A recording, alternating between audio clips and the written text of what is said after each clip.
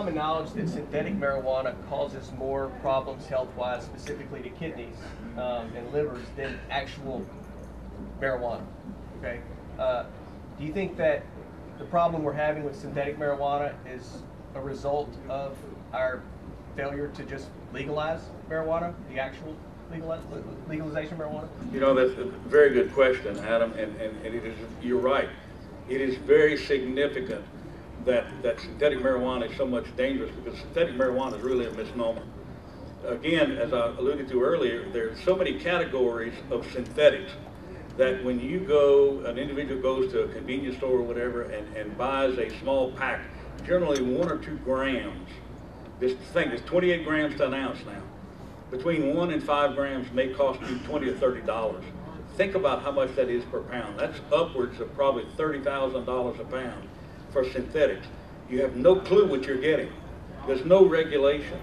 Now, I do not think that you have synthetic marijuana simply because marijuana is not legal.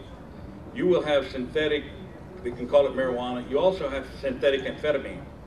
It's a synthetic cathedone that basically does the same thing that amphetamines do. So it's not just to replace marijuana. Synthetics are designer drugs, and the big problem with them is you have no clue what you're getting. You know, I can't ever forget the 45 minutes I spent on the phone with a doctor from Slidell whose son died in his arms after ingesting synthetic amphetamine, or what we call bath salts.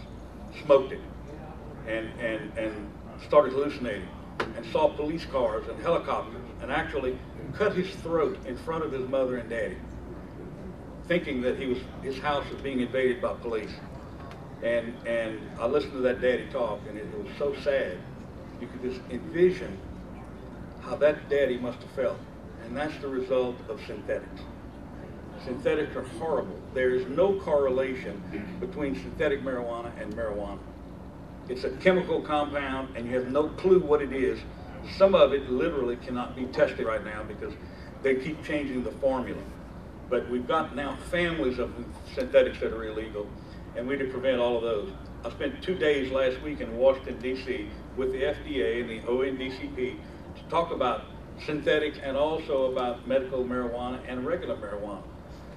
Marijuana has prematurely been authorized in a couple of states. They are now suffering the aftermath of that. They have no regulatory scheme to cover all of the problems with how do you do quality control. When marijuana gets into Colorado from Mexico, once it clears the border, who knows whether it's Mexican or Colombian marijuana or Colorado legal marijuana. There's no controls over that. So it's a cash crop. So it's just created a long list of problems, not only for law enforcement, for the medical community. To answer your question, I think absolutely. I think it's absolutely a result of that. And not just because it's illegal, but also probably to dodge the drug test, you know, the drug test and stuff that people want to use, so they use that as an alternative. I think it's sad because, like Mr. DeRosier says, who knows what's in it? Who knows what chemicals are in it, you know? I'm not saying marijuana should be legal. That's not my call. It's illegal. I do know that 80% of the parish in a very conservative poll think that people that have been found guilty of marijuana and other smaller offenses should receive lesser penalties, and that was only the power of voters. I mean, I just want to lighten up the court system. What happens with marijuana? I mean, that's a state concern. That's not really my concern, you know. But I definitely think that your question was a very good one, because I believe that it is a result of it.